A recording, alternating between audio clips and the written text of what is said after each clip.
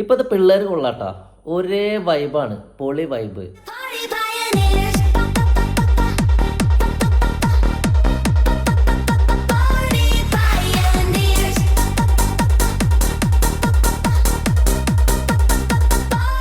ബന്ധവുമില്ല, കുന്തവുമില്ല, ഒരു തേങ്ങാക്കോലും ഇല്ല. അങ്ങനെയാണ് നമുക്ക് പച്ച മലയാളത്തിൽ പറയാൻ പറ്റുന്നത്.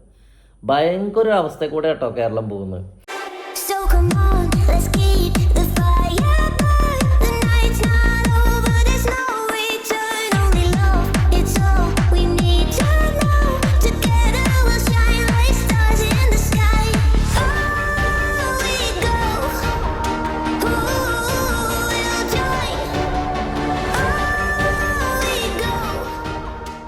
കഴിഞ്ഞ ദിവസമേ കണ്ണൂർ ഞാനൊരു വീഡിയോ കണ്ടു കേട്ടോ. അപ്പോൾ അതിൽ ഒരു ആള് നാട്ടുകാരെയൊക്കെ നിന്ന് ഭയങ്കരമായി വെല്ലുവിളിക്കുകയാണ്. അപ്പോൾ ഈ വെല്ലുവിളിക്കുന്നതിൻ്റെ ഇടയിൽ ഞാനിവനെ സൂക്ഷിച്ച് നോക്കിയപ്പോൾ ഇവൻ്റെ മേത്ത് ഭയങ്കര ചോര വീണുകൊണ്ടിരിക്കുന്നുണ്ട്. അപ്പോൾ ഇത് എവിടുന്നാണ് ഈ ചോര വന്ന് വീഴുന്നതെന്ന് എനിക്കൊരു പിടുത്തമില്ല. അപ്പോൾ ഞാൻ സൂക്ഷിച്ച് നോക്കിയപ്പോഴാണ് കാണുന്നത് ഇവൻ്റെ കയ്യിൽ എന്തോ ഒരു ആയുധം ഇരിക്കുന്നുണ്ട്. അപ്പോൾ ഇവൻ ഇതുകൊണ്ട് സ്വയം കഴുത്ത് മുറിച്ചിരിക്കുക. ഈ കഴുത്ത് മുറിച്ചിട്ട് ബ്ലഡ് ചാടിക്കൊണ്ടിരിക്കുമ്പോഴാണ് ഇവൻ നിന്ന് വീണ്ടും ആൾക്കാരെ വെല്ലുവിളിക്കുന്നത്. ഈ വെല്ലുവിളിക്കുന്നത് എന്തിനാണ്? ആരും അവനെ തടയാനോ പിടിച്ചു വെക്കാതിരിക്കാനോ വേണ്ടിയിട്ടാണ് ഇവൻ ഭയങ്കരമായിട്ട് വെല്ലുവിളിക്കുന്നത്. നാട്ടുകാർ നിൽക്കുന്നുണ്ട്, പോലീസുകാർ നിൽക്കുന്നുണ്ട്.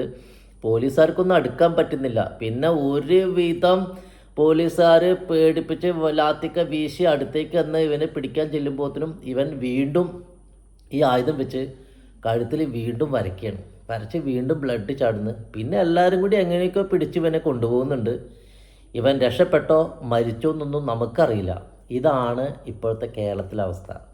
കൊല്ലാനും ഒരു മടിയില്ല, സ്വയം മരിക്കാനും മടിയില്ല.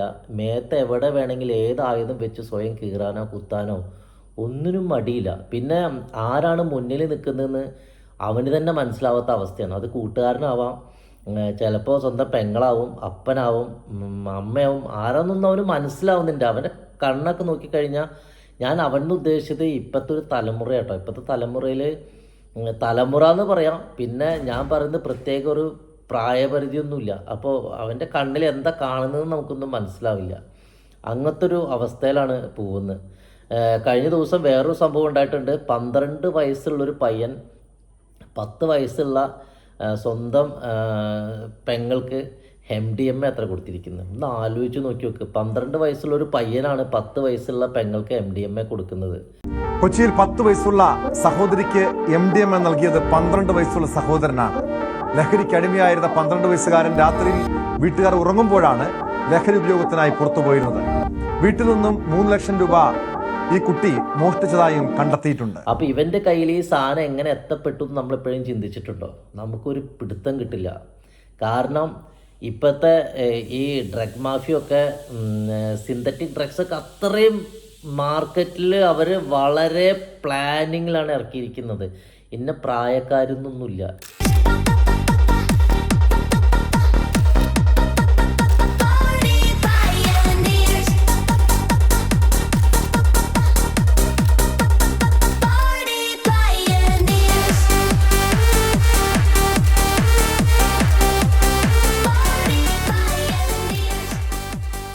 ചെറിയ പ്രായം, വലിയ പ്രായം, അതിൽ ഒരു മിഡിൽ ഏജിൽ നിൽക്കുന്ന ആൾക്കാരൊന്നൊന്നുമില്ല. എല്ലാ പ്രായക്കാരും ലക്ഷ്യമിട്ടിട്ടാണ് ഇപ്പോൾ മയക്കുമരുന്ന് ലോബി കേരളത്തിൽ വിലസാണ്. മാരക സിന്തറ്റിക് മയക്കുമരുന്നായ MDMA കാറിൽ കടത്തുന്നതായി കേസിൽ കഴിഞ്ഞ ദിവസം പിടിയിലായ പ്രദീപ് ചന്ദ്രനെ ചോദ്യം ചെയ്തതിൽ നിന്നുമാണ് ലീനയുൾപ്പെടെ 3 പേരെ കുറിച്ച്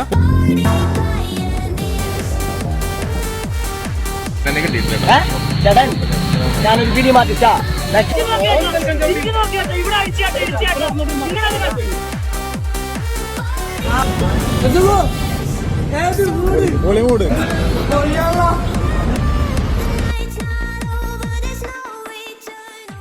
പിടിച്ച് കെട്ടാൻ പറ്റുമോ നോക്കിയാൽ ഒരു രക്ഷയുണ്ടാവില്ല കേട്ടോ. പിടിച്ച് കെട്ടാൻ പറ്റില്ല. അത് നമുക്ക് മനസ്സിലാക്കാൻ പറ്റുള്ളൂ. ഇതിലേക്ക് എത്തിപ്പെടാതെ നോക്കലാണ് നമ്മളൊക്കെ ചെയ്യേണ്ടത്. അതുകൊണ്ട് നമ്മളെപ്പോഴും ജാഗരൂകരാവുക. നിങ്ങളിപ്പോൾ ശ്രദ്ധിച്ചിട്ടില്ലേ, ഇപ്പോൾ ഒരു ബന്ധങ്ങളൊന്നുമില്ല. ഇപ്പോൾ ഒരു ഭാര്യനെ കൊല്ലണമെങ്കിൽ ഈ ചെറിയ തെറ്റ് മതി, ആ സമയത്ത് കൊല്ലാൻ തോന്നി അവൻ കൊല്ലും. ഇപ്പോൾ കോട്ടയത്തൊക്കെ എന്തിനാണെന്നൊന്നുമില്ല, പെങ്ങളുടെ മുടി മുറിച്ച് കളയുന്നത്, എന്ത് വേണമെങ്കിലും ചെയ്യാണ്. ഇപ്പോൾ അടുത്ത കാലത്തുണ്ട് ഒരു സംഭവ വികാസം കണ്ടില്ലേ, ഉമ്മേനെയും കൊന്ന് കാമുകനെ വിളിച്ച് വരുത്തി കൊന്ന്. ഇതെങ്ങനെ കൊല്ലുന്നു? ചുറ്റിക്കെടുത്ത് തലക്ക് അടിച്ചടിച്ചാൽ കൊല്ലുന്നു. അനിയനെയും കൊന്ന്. എന്നിട്ട് എന്ത് പശ്ചാത്താപമാണ് അവനുള്ളത്? ഒന്നുമില്ല. ജയിലിലേക്ക് പോവും. കുറേ കഴിഞ്ഞാൽ ഇവനൊക്കെ പുറത്തേക്ക് ഇറങ്ങും. ഇപ്പോഴത്തെ മാഫിയ അങ്ങനെയാട്ടോ. നിങ്ങൾ വിചാരിക്കുന്ന ഈ നിയമപാലകർക്കൊന്നും ഒന്നും ചെയ്യാൻ പറ്റില്ല. അവരും ഒരു പരിധി വിട്ട് കുറ്റം പറഞ്ഞിട്ട് കാര്യമില്ല. അതിലേക്ക് ഇറങ്ങിച്ചെന്ന് ഇതിൻ്റെ തുമ്പ് പിടിക്കാൻ ചെല്ലുന്തോറും അവരൊരു ട്രാൻസ്ഫറിലോ അല്ലെങ്കിൽ അവരുടെ ജോലിയിലൊരു എന്തെങ്കിലും തടസ്സപ്പെടുത്തുന്ന രീതിയിലുള്ള എന്തെങ്കിലും സ്ഥാനമാനങ്ങളിൽ വ്യത്യാസപ്പെടലൊക്കെ ചെയ്ത് അവർ അവസാനിപ്പിക്കേണ്ടി വരും. അല്ലെങ്കിൽ അവർക്കത് മുന്നോട്ട് പോകാൻ പറ്റാത്ത അവസ്ഥയാണ്. കാരണം ഇതിന് മുകളിലാണ് രാഷ്ട്രീയക്കാർ. ഇതിലും കുറച്ച് സത്യസന്ധരായ രാഷ്ട്രീയക്കാരൊക്കെ ഉണ്ടെങ്കിലും പോക്കറ്റ് നിറയെ വലിയ കെട്ട് വന്ന് വീഴുമ്പോൾ ചിലപ്പോൾ കണ്ണ് മഞ്ഞളിച്ച് പോകുന്നവരാവും അധിക രാഷ്ട്രീയക്കാരും. ഞാനതാണ് മനസ്സിലാക്കിയിരിക്കുന്നത്. എത്ര പേര് എതിർത്ത്, ഇത്രയും വലിയ രാഷ്ട്രീയ കക്ഷികൾക്കൊക്കെ എതിർത്ത് എങ്ങനെ വേണമെങ്കിലും രക്ഷിക്കാൻ ശ്രമിച്ചൂടെ? ഒന്നും നടക്കില്ല. കാരണം ഇതൊക്കെ മുന്നിൽ കണ്ട് എല്ലാവരുടെയും വായടപ്പിച്ചിട്ടാണ് ഇത്തരം ലോബികൾ ഇവിടെ വിലസിക്കൊണ്ടിരിക്കുന്നത്. ഇത് മനസ്സിലാക്കാതെ ഇതിനെ എതിർത്തിട്ടോ അല്ലെങ്കിൽ നമ്മൾ ബഹളം കൂട്ടിയിട്ടൊന്നും കാര്യമില്ല. ഞാൻ പണ്ടൊരു വീഡിയോയിൽ പറഞ്ഞിട്ടുണ്ടായിരുന്നു, നമ്മളിപ്പോൾ ഒരു റോട്ടിൽ കൂടെ നടക്കുമ്പോൾ അറിയാതെ ഒരുത്തൻ്റെ മേല് പോലും തട്ടാൻ പറ്റാത്ത ഒരവസ്ഥയിലാണ്. മേലൊന്നും അറിയാതെ തട്ടിയാൽ മതി, നമ്മുടെ വയറ് ചിലപ്പോൾ കത്തി കയറും.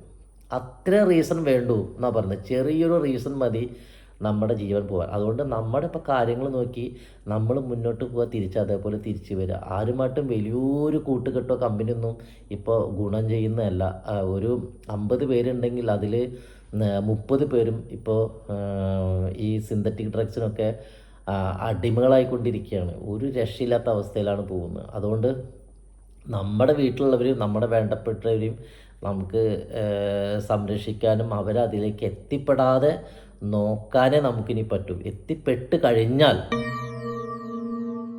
പിന്നെ നമുക്കുള്ളൊരു പോംവഴി എന്ന് പറയുന്നത് അവരെ കണ്ണടച്ച് തഴയാന്നുള്ളത് മാത്രമേ ഉള്ളൂ. രക്ഷപ്പെടുത്താൻ ശ്രമിച്ചിട്ട് കാര്യമില്ല. നമ്മുടെ കൈപ്പിടിയിൽ ഒതുങ്ങുന്നതല്ല ഇതൊന്നും. ഇപ്പോൾ കഴിഞ്ഞ ദിവസം ഒരു അനിയൻ ചേട്ടൻ ഇതിനടിമയൊരു ചേട്ടനെ രക്ഷപ്പെടുത്താൻ വേണ്ടി അഡിക്ഷൻ സെൻറ്ററിൽ കൊണ്ടുപോയി മാറ്റം വരുത്താൻ വേണ്ടി ശ്രമിച്ച് തിരിച്ചു വന്ന് ഈ അനിയനെ തന്നെ ഈ ചേട്ടൻ വാളെടുത്ത് വെട്ടി തലയിൽ കയറി വെട്ടി. ഇപ്പോൾ അനിയൻ ഹോസ്പിറ്റലാണ്. അതുകൊണ്ട് ഇതിലൊന്നും ഒരർത്ഥം ഞാൻ കാണുന്നില്ല. ഇതിൻ്റെ സുഖത്തിലേക്ക് അടിമപ്പെട്ട് കഴിഞ്ഞാൽ പിന്നെ അത് വേറൊരു ലോകത്താണ്. അവരാ ലോകത്തിലേക്ക് പോക്കേ ഉണ്ടാവുള്ളൂ. പണ്ടത്തെ പോലെ തിരിച്ചു കൊണ്ടുവരാനോ കാര്യങ്ങൾക്കൊന്നും ശ്രമമൊക്കെ വിഫലമായിരിക്കും. അതുകൊണ്ട് നമ്മൾ ചെയ്യേണ്ടത് ഇത്തരം കാര്യങ്ങൾക്ക് നമ്മളെ വേണ്ടപ്പെട്ട ആൾക്കാർ എത്തിപ്പെടാതിരിക്കാൻ വേണ്ടി നന്നായിട്ട് തന്നെ പരിശ്രമിക്കുക കേട്ടോ. നമ്മളതിലേക്ക് ഒരു ശ്രദ്ധ എപ്പോഴും വേണം. നമ്മുടെ വീട്ടിലെ ചെറിയ പിള്ളേരായാലും ആരായാലും അവരെ ബാഗ് പരിശോധിക്കുന്നതിനോ അവരെ ഡ്രസ്സ് പരിശോധിക്കുന്നതിനോ അല്ലെങ്കിൽ അവരെ റൂം പരിശോധിക്കുന്നതിനൊന്നും ഒരു മടി വിചാരിക്കേണ്ട കാര്യമില്ല. നമ്മുടെ പിള്ളേരാണ്, നമ്മുടെ വീട്ടിലുള്ള ആൾക്കാരാണ്. നമുക്ക് സംശയം എന്തെങ്കിലും തോന്നിക്കഴിഞ്ഞാൽ ധൈര്യമായിട്ട് ചെന്ന് ചെക്ക് ചെയ്തിരിക്കണം. ചിലപ്പോൾ മുൻകൂട്ടിയുള്ളൊരു പ്രിക്കോഷൻ നമുക്ക് രക്ഷപ്പെടുത്താൻ കഴിയുന്നത് നമ്മുടെ തന്നെ വേണ്ടപ്പെട്ട ആളുകളായിരിക്കും. അതുകൊണ്ട് ഇത്തരം കാര്യങ്ങളൊന്നും ഒരു മടിയും വിചാരിക്കാതെ ഇതിന് വേണ്ട എല്ലാ തയ്യാറെടുപ്പുകളും ഇനി നമ്മുടെ വീട്ടിൽ നിന്ന് തന്നെയാണ് നമ്മൾ തുടങ്ങേണ്ടത്. അല്ലാതെ നമ്മൾ ആരോടും പരാതി പറയാൻ പോയിട്ടോ നമ്മുടെ സങ്കടങ്ങൾ പറയാൻ പോയിട്ടൊന്നും കാര്യമില്ല. അത്തരം സങ്കടങ്ങൾ കേൾക്കാനുള്ള മനസ്സിലുള്ള ആൾക്കാരല്ല ഇപ്പോഴത്തെ കാലത്തുള്ളത് എന്നുള്ളത് നിങ്ങൾ മനസ്സിലാക്കുക. ഇതൊരു കുറ്റപ്പെടുത്തലല്ല, അവസ്ഥ അത്രയും ദയനീയമായിട്ടുണ്ട്. അതുകൊണ്ട് എല്ലാവരും നല്ല രീതിയിൽ ശ്രമിച്ച് മുന്നോട്ട് പോവുക. ഇപ്പോൾ കാലഘട്ടം മാറി. കാരണം വൈബാണ്, പൊള്ളി വൈബ്. ഹോളിവുഡ്